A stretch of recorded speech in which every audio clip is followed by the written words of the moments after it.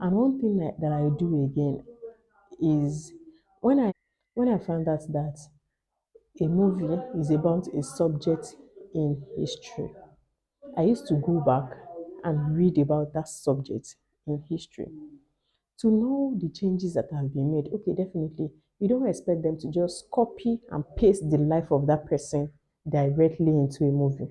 There will be some artistic features that will be put, there will be some things that will be added to spice the story up, there will be some things that will be removed, there will be some changes that will be made. So for someone like me, when I hear that, okay, this movie is about an historical figure, it's about someone in history, I go back to read about that person, to read about that person. Now then, I bring it together. What was removed? What was added? What were the additions? Definitely, you don't expect them to copy and paste somebody's life, one, just as it's played out and put it in film. No, it will not have necessary artistic features. I've seen people talk about it. I've seen the criticism were online. You know, people now. I've seen people criticize things like that online. They will say that is not true about this figure. You people are not saying the truth about the figure. They cannot do copy and paste for it. So it's not a matter of what is true about the figure or not. It's not a matter of they added to it. You see people when they watch movies about someone in history, they will say they added to it, they added to it. So it is not about they added to it. You don't expect them to do copy and paste. You don't expect them to do copy and paste. For example, when Anila was shot in Nigeria, I absolutely love Anila. I think it's a nice production. So when Anila was shot in Nigeria, some people were saying, hey, this thing did not happen. There is a scene in the movie that did not happen in real life. There is a scene in the movie that did not happen in real life. That is not our problem. What they added those things so that it will be some sort of spice to the movie, so that it will spice up the movie. You don't expect them to do copy and paste of Anila's life and put it directly. I think it would be boring. If they just copy his life, wham, and just paste it in the movie, who will find it absolutely boring? So when they're writing about historical figure, they don't do copy and paste. Some changes will be made. Some changes that they feel it will spice up the movie. It will give it the artistic and the aesthetic effect that the movie needs. So sometimes when a movie is about an history figure, it's okay to go back to history to read about these figures, to know how the changes were made, how they were able to carry it out. So I do that a lot for series like The Crown, for movies like Outlaw King. When I see that okay, this is about an historical figure, I go back to read about that figure. So it helps me to learn. It helps me to learn how to do this when I want to do it. Maybe I want to write about Hawo today, Obafemi Awolowo. So I will know what to spice up with. So take for example, if I want to write about the sage Obafemi Awolowo today or anytime in future, I will know that okay, these are the things you can write. You can spice it up like this. This is how to spice it up. This is how to do it. So that is, I go as far as that. I go as far as that when I hear a movie is about a figure in history, I go back to read it. I remember I watched a series, Medici, about an Italian banker, Medici. That was the title of the series, Medici. And it's about an Italian banker. I went to Google the hell out of that movie. I was searching and searching and searching about that history figure. Why? Because I want to know how it was adopted. So I was able to put side by side what is true about this figure, what is not true about this figure that they added to it. And when I was able to put it side by side, I saw that okay, some additions were made to it. And this is just to create drama, to create a lot of conflict, not because they just want to tamper with people's story, but just to create conflict, just to spice things up. And these things, doing this, accept me to learn how to do this over the years. So another thing I want to tell you as a writer is that let people read your work. Let people read your work. Friends, professionals, mentors, Let people read your work. The thing is, sometimes I used to feel like that too. I would think my writing is not good enough, and what will people say? People will have bad opinion. Let people read your work. Let people read your work. Let people read it. Let them edit it. Like when you are writing for practice, let them see that okay, this is good, this is not good enough. There are times that you will write some things and you will not see it. You will not see any fault in it until another person tells you that is this okay, Sha? Then you not be like, that's true. I didn't see it like that. I remember writing a script and the script was so basic. It was so basic. I didn't see it. The episode one, it was a series. So the episode one, I wrote episode one, two, three, four, five, and another writer was meant. Okay, I think we wrote it interchangeably. It was two of us that were working on this series. So I wrote the pilot, the first episode. So she was to write the third one. I wrote the first and second. She was to write the third one and everything. So after writing my first episode, I gave it to my mentor to read. And when she read it, she told me that what I wrote was so basic. And by the time she added some drama to it, it was until then that I now saw that what I wrote is so basic. It's really, really so basic. So you cannot see it all. You cannot know it all. Sometimes when you write, you tend not to see the fault in your writing until somebody that is a little better, or even if it's not better, other people can easily see the fault in your writing better than you. There are times I would have read my writing a million times over and over, and I will not see the fault in it until someone calls my attention to it, and I'll be like, wow, how come I was not thinking about it? So for that series, I didn't know that my writing was so basic until someone actually said it. Before I actually realized that, wow, this is really basic. And there was another time some years ago, I was writing for a movie, and the end of it, the conflict resolution was so basic. It was just so straightforward. It was until someone that is a professional director called my attention to it that they should not just find out the truth just like that now. It's too easy. Let them go through stages. Let a lot of things happen. Why would they just find out the truth like that? Why would the truth just come out like that? Let us create more drama before they find out the truth. And I was like, that's true. Why would the truth of this matter just come out like that? The matter that we have been dragging from the first episode, as in the truth just came out fiam like that. No, now let's put drama. So I didn't see it until somebody called my attention to it. What am I saying? Nobody is an island of knowledge. Nobody knows it all.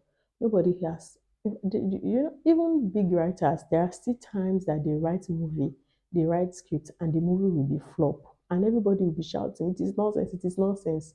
Sometimes even it is until people start shouting that this is nonsense before they realize that this is indeed nonsense. So, as a writer, I think you should give people your writing to read for you. You should let people read your writing. So now people may have opinions about your writing. People may say it's bad, you are a bad writer, you are a terrible writer. The thing is, be able to take criticism. That's one thing about work of art. I don't know, people that are not able to take criticism, maybe work of art is not for them. Movies or any work of art is written to be criticized. So be bold enough to take criticism. Let people be able to have contrary opinion to your work. Don't get angry at the first sight of criticism. Don't be too, you know, don't get angry at the first voice of criticism. People will criticize your work. People will tell you are not good. People will tell you you are a bad writer. That is not an excuse to stop. It's an excuse to keep doing it, to keep doing it, to keep doing it. There is no writer in this world that has not been called a terrible writer. I'm telling you. Even the biggest writers in the world now, people still bash them and call them that writing is senseless. His writing has always been senseless. So don't let criticism discourage you. Give people your work to read. There will be people that will encourage you that say, your writing is good, but you have to do this. There will be people that will tell you that your writing is terrible, your writing is senseless, you don't have brain. Even your sentence construction is bad. There will be people that will tell you that, but you just have to keep doing it. You just have to keep going. So what am I saying? Let people read your work.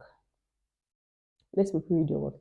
I remember when I was in secondary school, when I was writing in secondary school, I would write and my friends will read.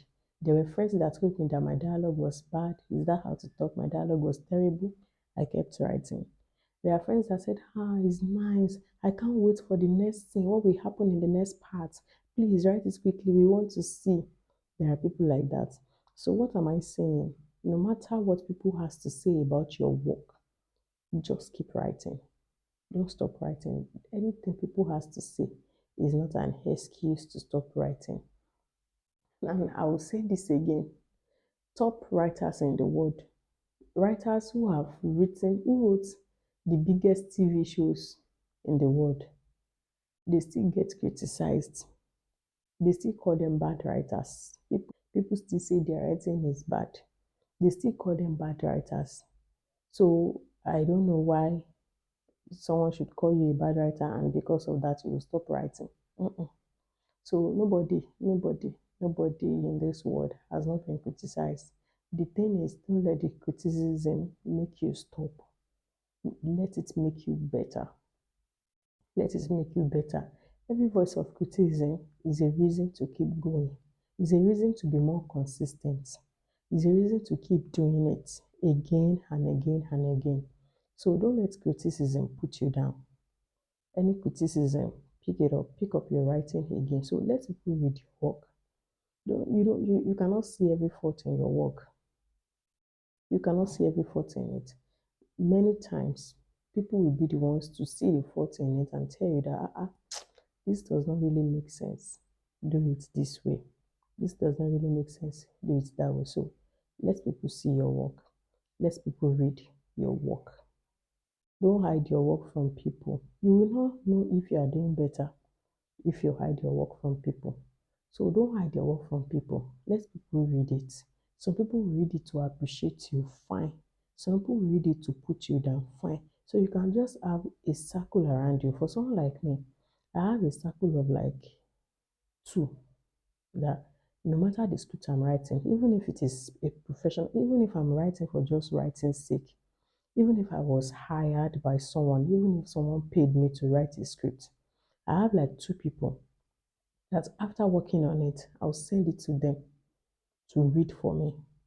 And they will bring back corrections. And sometimes I'll be like, this your correction makes sense. So I didn't see it this way. Sometimes I'll be like, no, I don't think I want to do it the way you said it. So have people around you that can help you evaluate your work.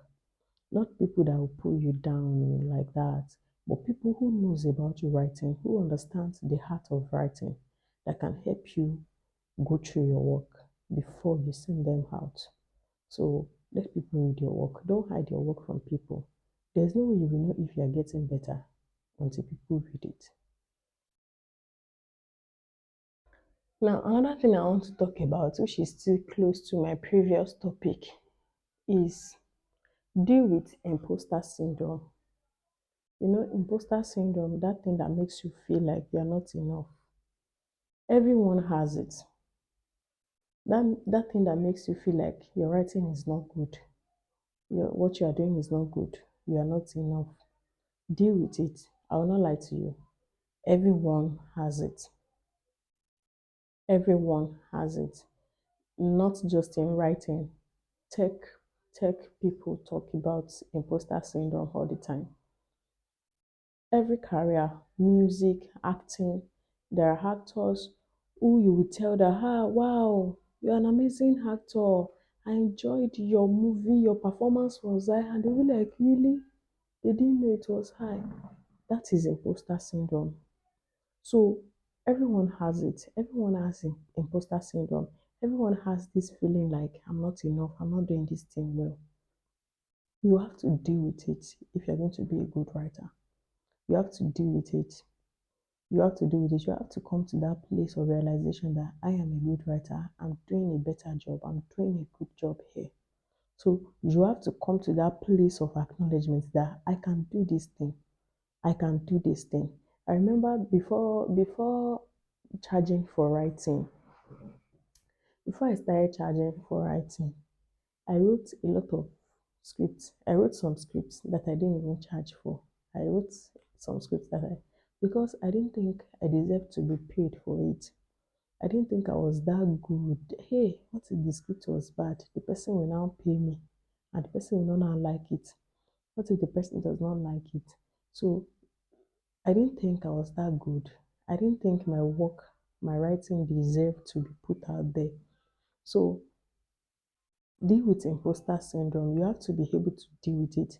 You have to come to that place where you will know that I am good enough to do it. This is my place. I am good enough to be here. I'm not ashamed to be here. So you have to deal with that thing that makes you feel like you are not enough for it. You have to deal with that thing that makes you ashamed of your writing. I used to be ashamed of my writing, so especially when you are reading my writing in my presence. The embarrassment, the shame. Hmm. So you have to deal with that thing that makes you ashamed of your writing. It is your writing, it is your imagination. You have to be proud of it. You have to deal with imposter syndrome. Don't let anything ever make you feel like you are not enough. Don't let anything ever make you feel like you don't deserve this opportunity, you don't deserve this job, you won't do this job well. These people that hired you don't know what they are doing. You are, you are enough. You are doing well.